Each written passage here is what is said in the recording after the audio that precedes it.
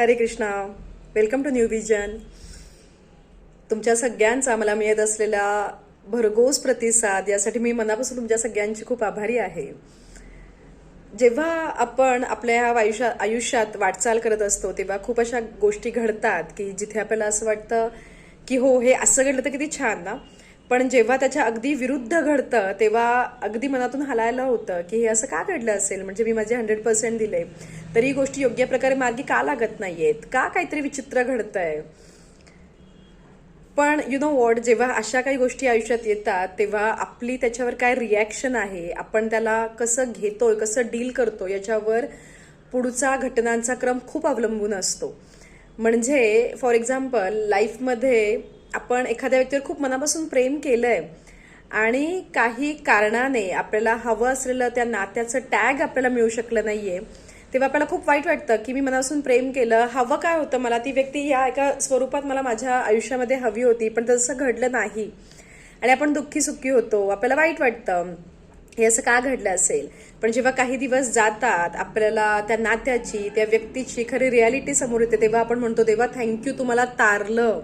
जर मला हवं होतं ते घडलं असतं तर आज मला किती गोष्टींचा सामना करावा लागला असता आणि आज जी मी शांततेत आहे ती शांतता मी कधीच अनुभवली नसती.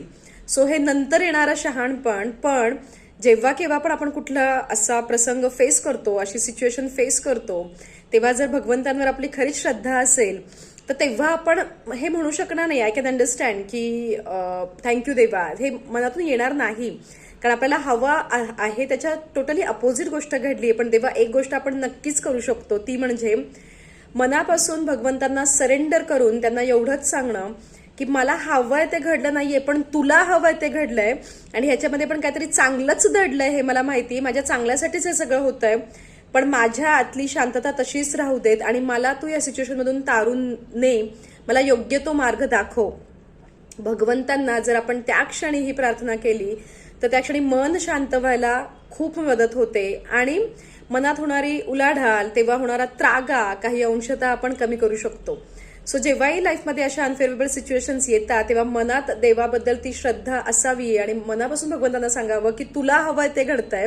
कारण झाडाचं पानही तुझ्या मर्जीशिवाय हलू शकत नाही, तर माझ्या आयुष्याचा घटनाक्रम काय. पण जर तुला हवंय ते घडतं तर त्याच्यात नक्कीच माझ्यासाठीच छान असणार. कारण माझ्या आयुष्याचा दूरदृष्टिकोन तुला आहे, तो मला नाहीये. आणि पूर्ण समर्पणाने मी तुला एवढीच मागणी करते की याच्यात जे काही चांगलं दडलंय ते माझ्यासमोर लवकरात लवकर आण आणि मला या मार्गामध्ये शांत ठेव.